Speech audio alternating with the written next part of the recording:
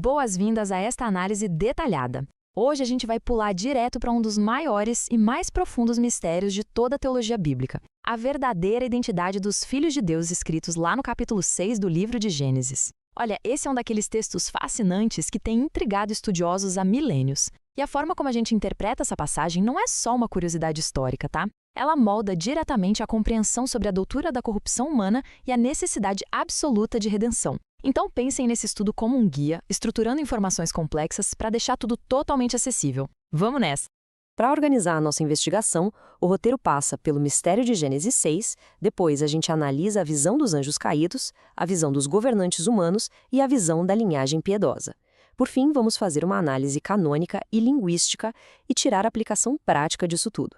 Certo, vamos mergulhar nisso. Parte 1. O mistério de Gênesis 6.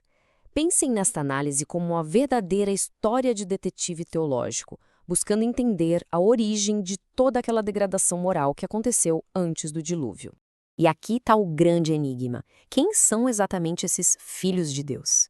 Essa breve passagem serve como um prelúdio sombrio para o juízo global do dilúvio. A resposta a essa pergunta define quem, de fato, é o responsável pela gigantesca queda moral da humanidade e deixa muito claro por que a redenção divina se tornou algo tão desesperadamente necessário. Para fundamentar nossa investigação, a gente vai direto para a fonte, Gênesis 6 e 2. Os filhos de Deus viram que as filhas dos homens eram bonitas e tomaram para si mulheres, aquelas que entre todas mais lhes agradaram. Essa união peculiar não foi só um eventozinho romântico do mundo antigo. Na verdade, foi o gatilho absoluto para um colapso moral catastrófico na Terra, resultando numa maldade que só se multiplicava no coração humano. Dessa união, o texto diz que surgiram gigantes ou valentes de renome, mas é fundamental desmistificar essa palavra. O termo hebraico original é nefilins. Embora isso indique pessoas de grande porte e força, a etimologia hebraica da palavra traz muito forte a ideia de caídos. Eles não eram meros heróis de contos de fadas. A palavra carrega a ideia de soberba. Eram pecadores arrogantes, seres caídos, cujos atos imorais os prepararam diretamente para a severa condenação divina e não figuras para serem celebradas. O que nos leva à nossa primeira corrente interpretativa, o nosso primeiro suspeito. A visão 1. Anjos caídos, também conhecida como a teoria apócrifa. Uma visão super antiga, com raízes na tradição judaica pré-cristã. Agora, o que é muito interessante aqui é justamente esse contraste. De um lado, a tese dos anjos caídos, que se materializaram para casar com humanas, foi muito influenciada por textos apócrifos, que estão fora do cânon bíblico, como o livro de Enoque e o livro dos Jubileus. Tem até quem aponte que no livro de Jó, anjos são chamados de filhos de Deus.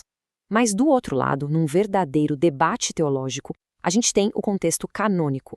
Jesus Cristo ensina claramente lá em Mateus 22 que a natureza angélica é assexuada. Anjos não casam nem se dão em casamento, o que bate de frente com essa teoria apócrifa. Visão 2. Governantes humanos. A teoria aristocrática. Aqui a gente sai da esfera celestial e olha para a Terra, focando em tiranos do mundo antigo. Para a gente entender bem isso, precisamos de uma âncora linguística. O texto usa o termo hebraico Elohim. E olha só, embora seja traduzido como Deus na grande maioria das vezes, a erudição mostra que esse termo tem um espectro semântico muito mais amplo. Em alguns contextos antigos, Elohim era perfeitamente usado para descrever autoridades, juízes humanos ou magistrados que governavam como representantes divinos. E essa base textual não saiu do nada, ela está no próprio Antigo Testamento. O Salmo 82 é a prova clara disso, chamando os juízes humanos de Elohim e filhos do Altíssimo, e ao mesmo tempo decretando que eles morreriam como meros homens, sublinhando sua mortalidade. Isso dialoga incrivelmente bem com mitos do Antigo Oriente Próximo, como o rei ugarítico Queret, que era chamado de filho de El. Nessa visão, os filhos de Deus representam um orgulho tirânico humano ao máximo, reis absolutistas formando grandes haréns na marra. E chegamos à visão 3, a linhagem piedosa, ou a defesa dos descendentes de Sete. O foco aqui é a preservação da pureza doutrinária. A árvore genealógica dessa interpretação é fenomenal. A gente vê o consenso se formando lá no terceiro século, sendo fortalecido nos séculos 4 e 5 por grandes pais da Igreja, como João Crisóstomo e Agostinho de Hipona. Pula para o século XVI e os reformadores Martinho Lutero e João Calvino também assumem essa defesa em oposição aos textos apócrifos. E até hoje, a erudição bíblica moderna valida criticamente essa visão como a mais fiel ao contexto histórico e canônico. Então, o ponto crucial é o seguinte: Gênesis traça duas linhagens da humanidade, a de Caim, que se desviou, e a piedosa linhagem de Sete, que invocava a Deus.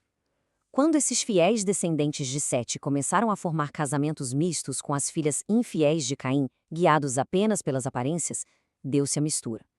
Essa absorção de influências externas causou uma terrível corrupção e apostasia moral, o que, convenhamos, antecipa e explica perfeitamente o juízo do dilúvio bíblico. Análise canônica e linguística. Agora é o momento de agir como um professor, pesando as evidências de cada corrente para ver qual tem mais fôlego textual.